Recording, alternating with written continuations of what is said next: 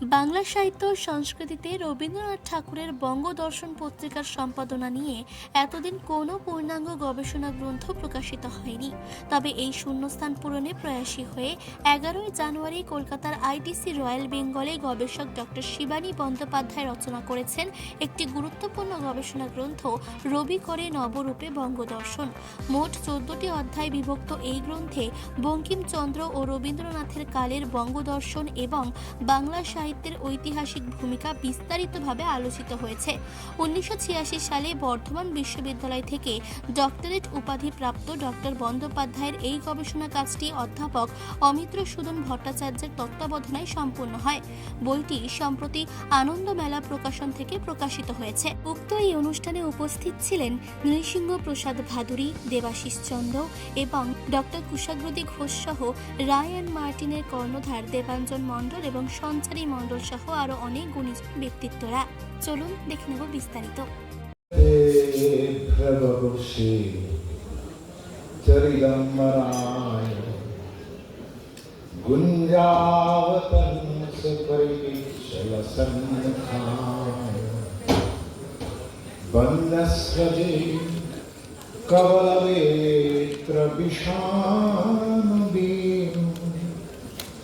लक्ष्मश्रिये मृदुपति पशुपांगजाय। नमस्कार, शुभ सन्ध्या। उपस्थित समस्त अतिथि ও ভারতীয়দের সাদর আমন্ত্রণ জানাই। মঞ্চে যারা উপস্থিত আছেন স্বনামধন্য বেদ পুরাণ বিশেষজ্ঞ নৃসিংহ প্রসাদ ভাদুরী মহাশয়, বিশিষ্ট সাংবাদিক চিত্রকুশলী দেবাঞ্জন বাবু। এটা বলতে গিয়ে একটা কথা বলি যে আপনারা সবাই দেখেছেন যে বইয়ের নামটা হচ্ছে, যে বইটি প্রকাশিত হয়েছে এটার বইয়ের নাম হচ্ছে রবি করে নবরূপে বঙ্গদর্শন। তো এই যে এখানে রবীন্দ্রনাথ তিনি তো আছেন। প্রথমে আমি রবীন্দ্রনাথ সম্পর্কে দু একটা কথা বলি। বিভিন্ন নামে ভূষিত করি, কখনো গুরুদেব, কখনো কবিগুরু, কখনো বলি বিশ্বকবি। খুবই প্রাউড যে আমরা ওনাদের সঙ্গে অ্যাসোসিয়েট হতে পেরেছি বা ওনাদের পরিচিতির মধ্যে আছি। যে রবীন্দ্রনাথের যে এই দিকটাও যে উনি আলোকপাত করেছেন সেটা কিন্তু সবার কাছেই কিন্তু আমার মনে হয় নতুন।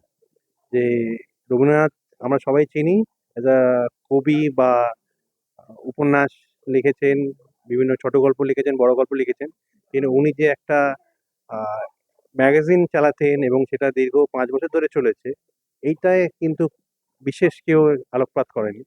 তো উনি যে এটা নিয়ে রিসার্চ করেছেন এবং অবশেষে যে একটা বই রূপে এটাকে যে লঞ্চ করছেন, এটা আমরা যেরকম গর্বিত এবং আমার মনে হয় জনগণ এটা থেকে অনেক কিছু জানতে পারবে। হ্যাঁ, তা আমাদের কাছ থেকে তো সহযোগিতা নেই, আমাদের কাছে চিরদিনেরই সহযোগিতা আছে। কেননা উনি ওনার যে সৃষ্টি সেটা হচ্ছে ওনার কন্যা, ওনারা হচ্ছে আমার মেয়ের, আমার মেয়ের সৃষ্টি, আমাদের কন্যা। তো তাই জন্য ওনাদের সাথে আমাদের সহযোগিতা চিরকালের।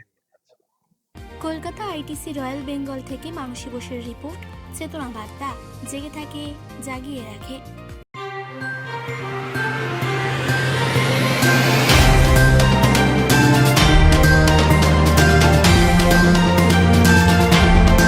চেতনা বার্তা, জেগে থাকে জাগিয়ে রাখে।